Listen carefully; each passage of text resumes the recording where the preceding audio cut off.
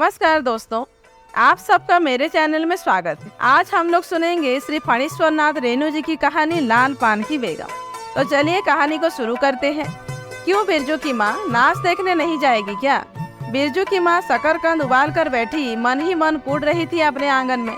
7 साल का लड़का बिरजू शकरकंद के बदले तमाचे खाकर आंगन में लोट पोट कर सारी देह में मिट्टी मल रहा था। चंपिया के सिर भी चुड़ैल मंडरा रही है। आधे आंगन धूप रहते जो गई है सहुआन की दुकान छुआ गुड़ लाने, सो अभी तक नहीं लौटी। दिया बाती की बेला हो गई, आए आज लौट के जरा। बागड़ बकरे की देह में कुकुर बाछी लगी थी, इसलिए बेचारा बागड़ रह रह कर कूद फांद कर रहा था। बिरजू की माँ बागड़ पर मन का गुस्सा उतारने का बहाना ढूंढ कर निकाल चुकी थी। पिछवाड़े की मिर्च की फूली गाछ बागड़ के सिवा और किसने कलेवा किया होगा।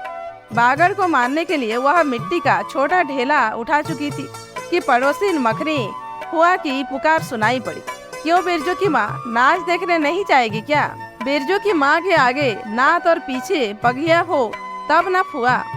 गरम गुस्से में बुझी नुकीली बात फुआ के देह में धस गई और बिरजू के माँ ने हाथ के ढेले को पास ही फेंक दिया। बेचारे बागड़ को कुकुर माछी परेशान कर रही है। आहा, आए आए हर आए आए। बिरजू ने लेटे ही लेटे बागड़ को एक डंडा लगा दिया।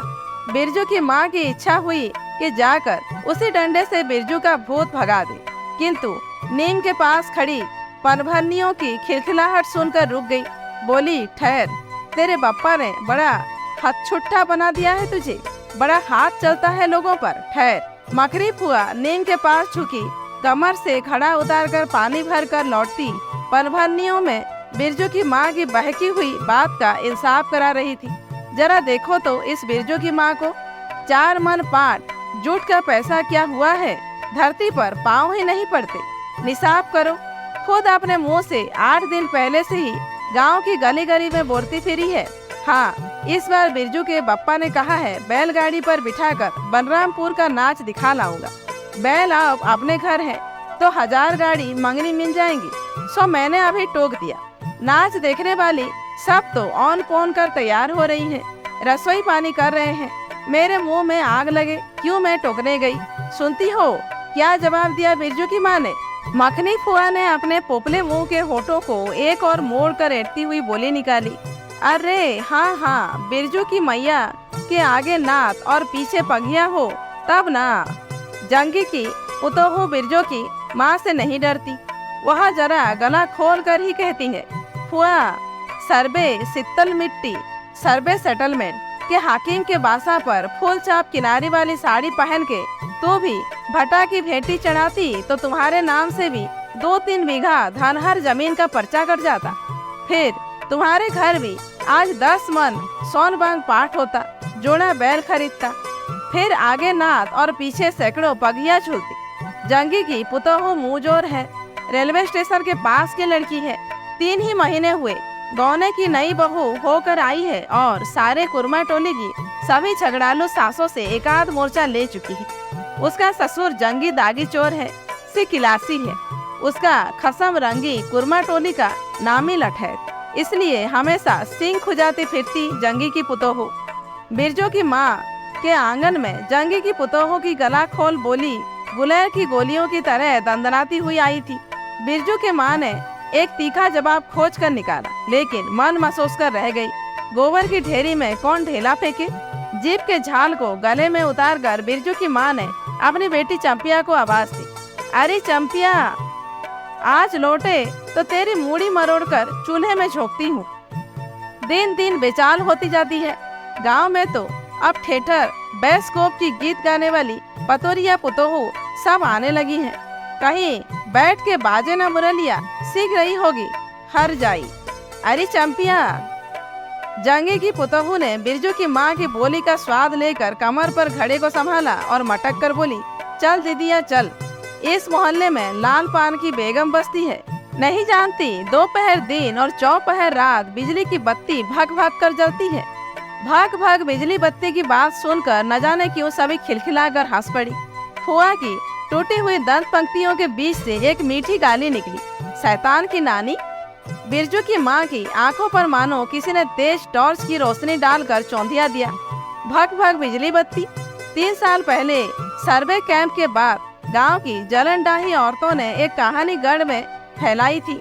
चंपिया की माँ के आंगन में रात भर बिजली बत्ती भुकभुकाती थी। चंपिया की माँ के आंगन में नाक वाले जूते की छाप छोड़े कि टाप की तरह जलो जलो और जलो।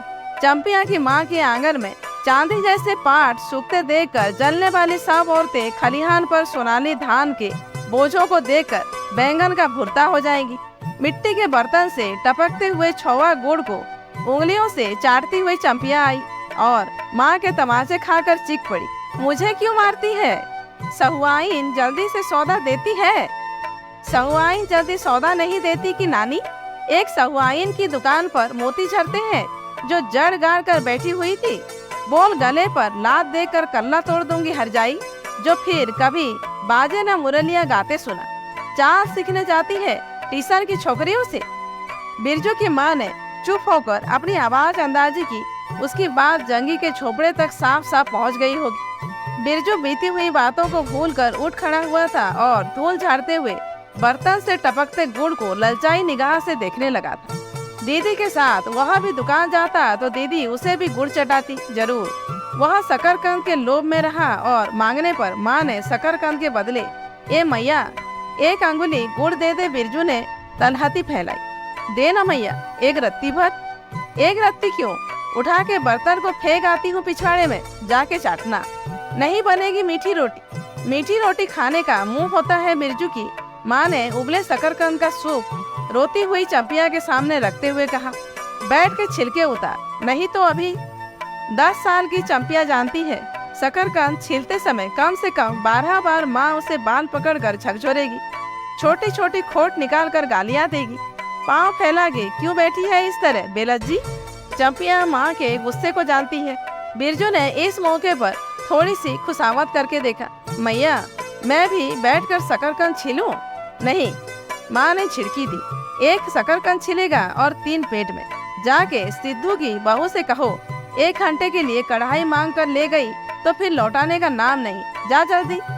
मुंह लटका कर आंगन से निकलते निकलते बिरजू ने शकरकंद और गुड़ पर निगाहें दौड़ाई। चंपिया ने अपने डाबरे केस की ओर से माँ की ओर देखा और नजर बचाकर चुपके से बिरजू की ओर 1 शकरकंद फेंक दिया। बिरजू भागा। सूरज भगवान डूब गए। दिया बत्ती की बेला हो गई। अभी तक गाड़ी। चंपिया बीच में ही बोल उठी। कोयरे टीले में किसी ने गाड़ी नहीं दी मैया।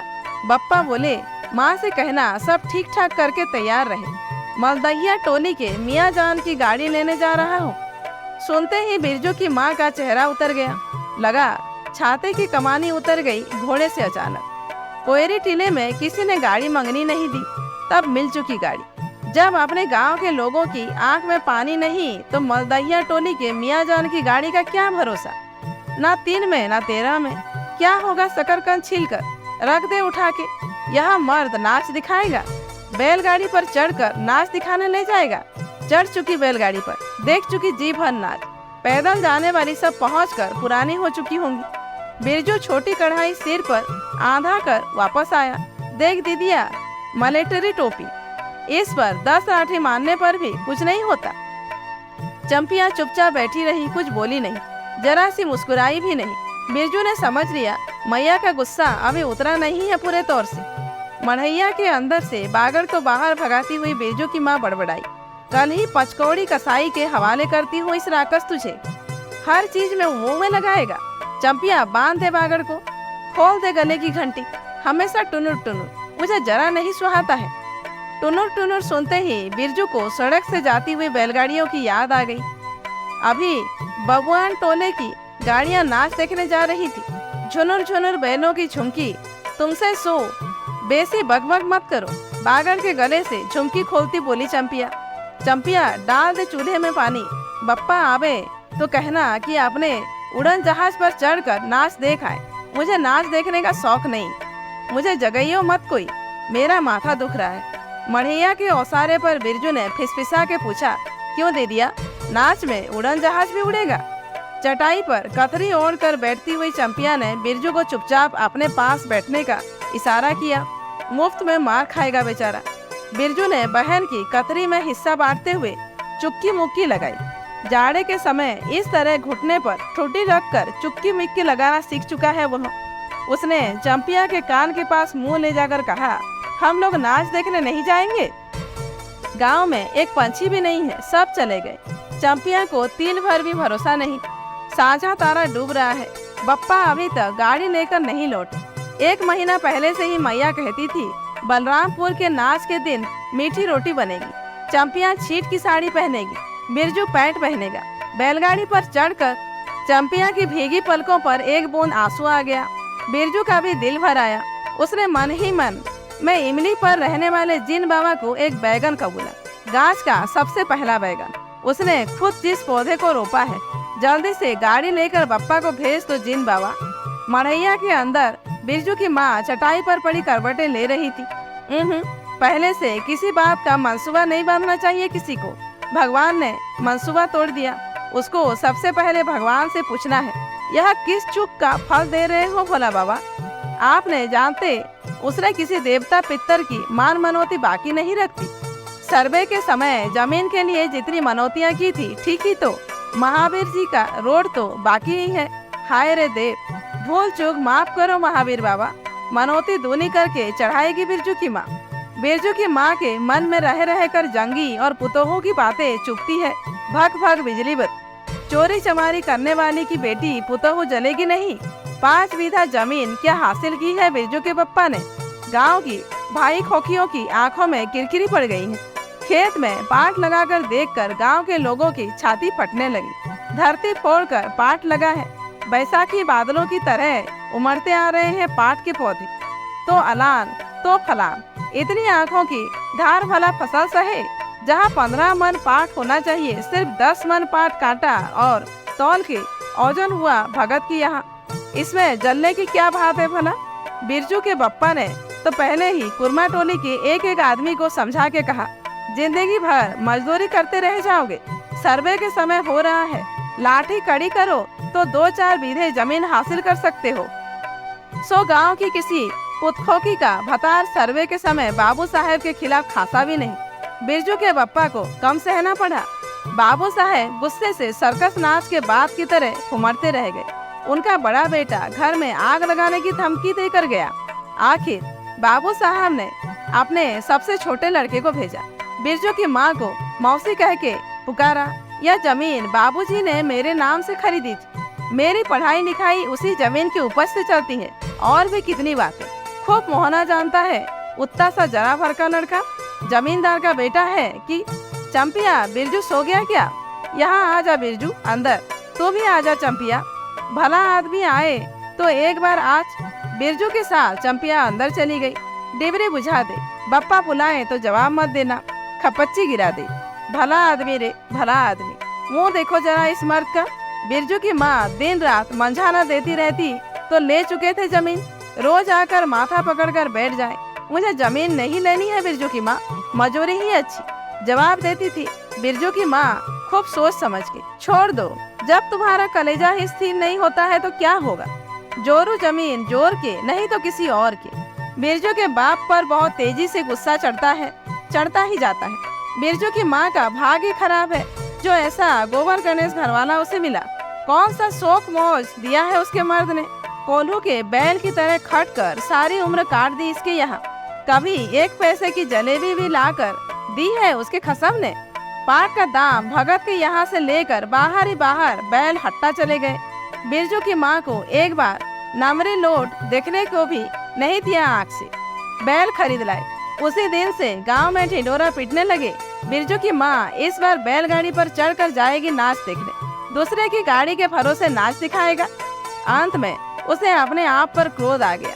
वह खुद भी तो कुछ कम नहीं। उसकी जीप में आग लगी। बैलगाड़ी पर चढ़कर नाच देखने की लालसा किसी कुछ समय में उसके मुंह से निकली थी, भगवान जाने। फिर आज सुबह से दोपहर तक किसी न किसी बहाने उसने 18 बार बैलगाड़ी पर नाच देखने की चर्चा छेड़ी है। लो, खूब देखो नाच। कथरी के नीचे दुसाने का सपना। कल भोरे पानी भरने के लिए जब जाएगी, पतली जीप वाली पतोरिया सब हंसती आएंगी, हंसती जाएंगी। सभी जलते हैं उससे।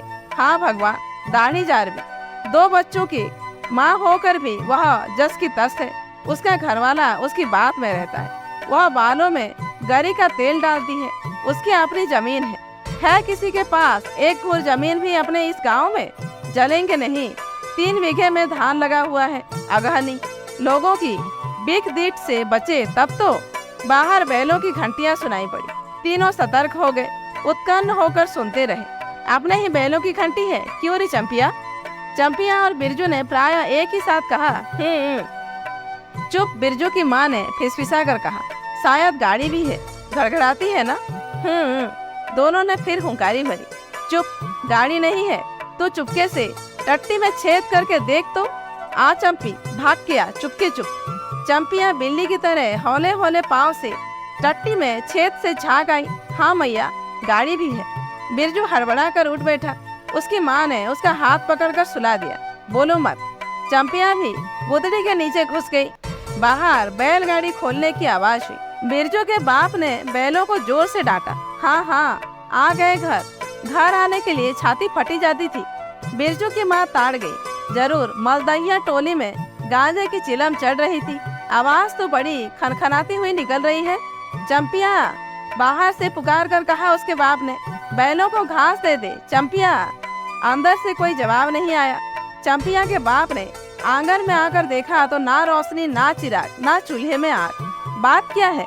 नाच देखने उतावली होकर पैदल ही चली गई क्या? बिरजू के गले में खसखसाहट हुई और उसने रोकने की पूरी कोशिश भी की, लेकिन खांसी जब शुरू हुई तो पूरे 5 मिनट तक वह खांसता रहा। बिरजू, बेटा बिरज मोहन, बिरजू के बाप ने पुचकार कर बुलाया। मैया गुस्से के मारे सो गई क्या?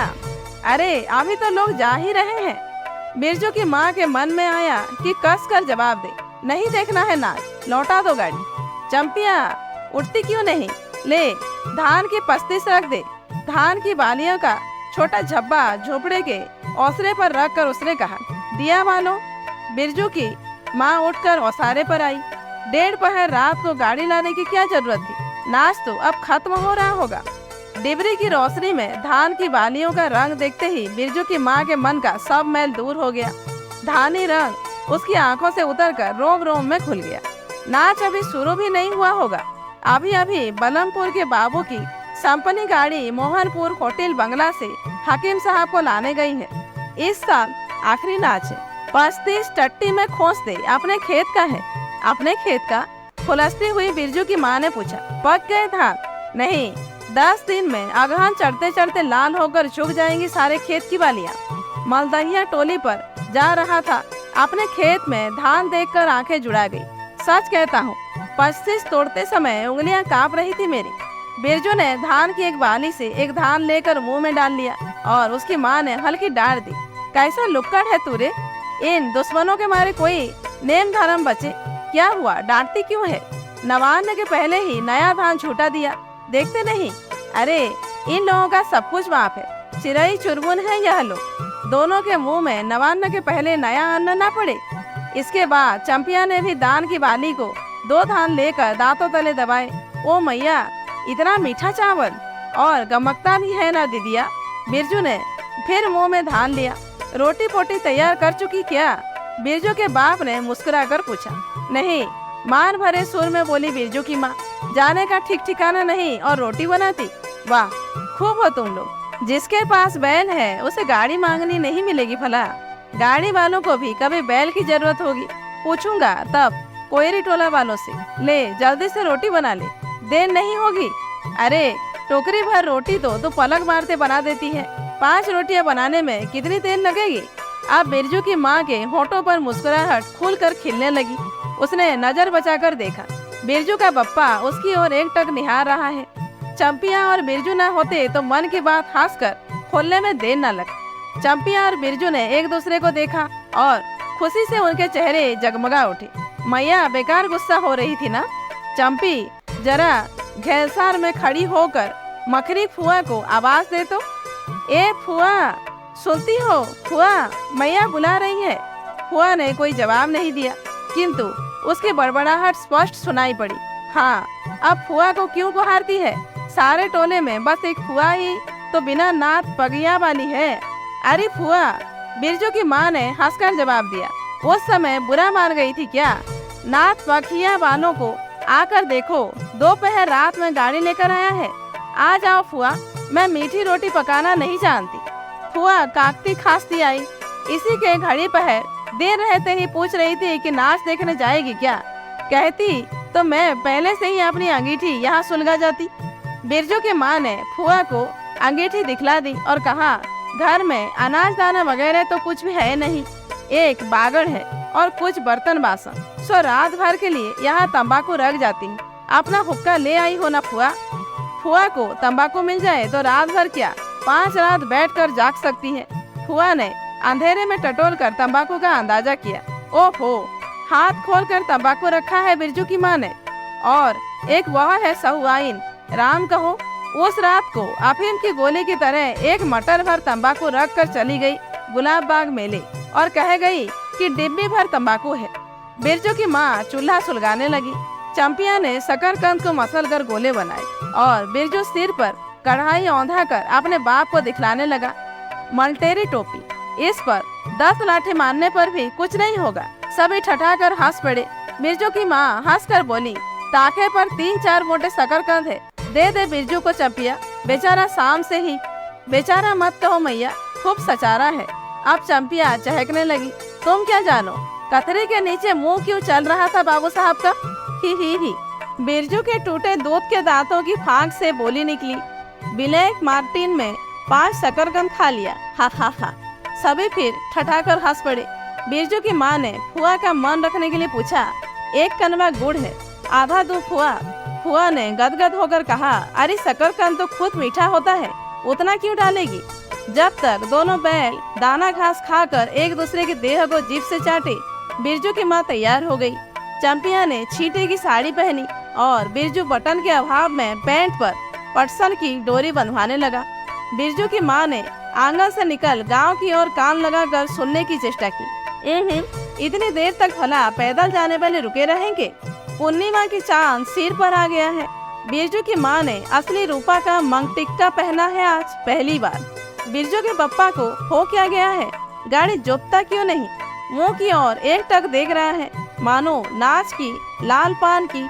गाड़ी पर बैठते ही बिरजू की माँ की देह में एक अजीब गुदगुदी लगने लगी। उसने बांस की बल्ली को पकड़कर कहा, गाड़ी पर अभी बहुत जगह है, जरा दाहिनी सड़क से गाड़ी हाँकना। बैल जब दौड़ने लगे और पहिया जब चू चू करके धड़धड़ाने लगा तो बिरजू से नहीं रहा गया। उड़न जहाज की तरह उड़ाओ पप्पा। गाड़ी जंगी के पिछवाड़े पहुंची। बिरजू की माँ ने कहा, जरा जंगी से पूछो ना, उसकी पुतहू नाच देखने चली गई क्या। गाड़ी के रुकते ही जंगी के झोपड़े से आती हुई रोने की आवाज स्पष्ट हो गई। बिरजू के पप्पा ने पूछा, अरे जंगी भाई, काहे कन्न रोहट रहा है आंगन में। जंगी घूर ताप रहा था। बोला, क्या पूछते हो, रंगी बलरामपुर से लौटा नहीं, पुतोहिया नाच देखने कैसे जाए। आसरा देखते देखते उधर गांव की सभी औरतें चली गई। अभी ट्यूशन वाली तो रोती है, काहे। बिरजू की माँ ने पुकार कर कहा, आजा झट से कपड़ा पहनकर, साड़ी गाड़ी पड़ी हुई है बेचारी, आजा जल्दी। बगल के झोपड़े में राधे की बेटी सुंदरी ने कहा, काकी गाड़ी में जगह है, मैं भी जाऊंगी। बांस की झाड़ी के उस पार लरेना खवास का घर है, उसकी बहू भी नहीं गई है। गिलट की झुमकी कड़ा पहनकर चमकती आ रही है। आजा, जो बाकी रह गई है सब आ जाए जल्दी। जंगी की पुतहू, लरेना की बीवी और राधे की बेटी सुंदरी तीनों गाड़ी के पास आई। बैल ने पिछला पैर फेंका। बिरजू के बाप ने एक भद्दी गाली दी, साला लताड़ मार कर लंगड़ी बनाएगा पुतहू को। सभी ठठाकर हंस पड़े। बिरजू के बाप ने घूंघट में झुकी दोनों पुतहुओं को देखा। उसे अपने खेत की झुकी हुई बालियों की याद आ गई। जंगी की पुतहू का गौना 3 ही मास पहले हुआ है। गौने की रंगीन साड़ी से कड़वे तेल और लठवा सिंदूर का गंध आ रहा है। बिरजू की माँ को अपने गौने की याद आई। उसने कपड़े की गठरी से 3 मीठी रोटियां निकाल कर कहा, खा ले एक एक करके, सिवराहा के सरकारी कूप में पानी पी लेना।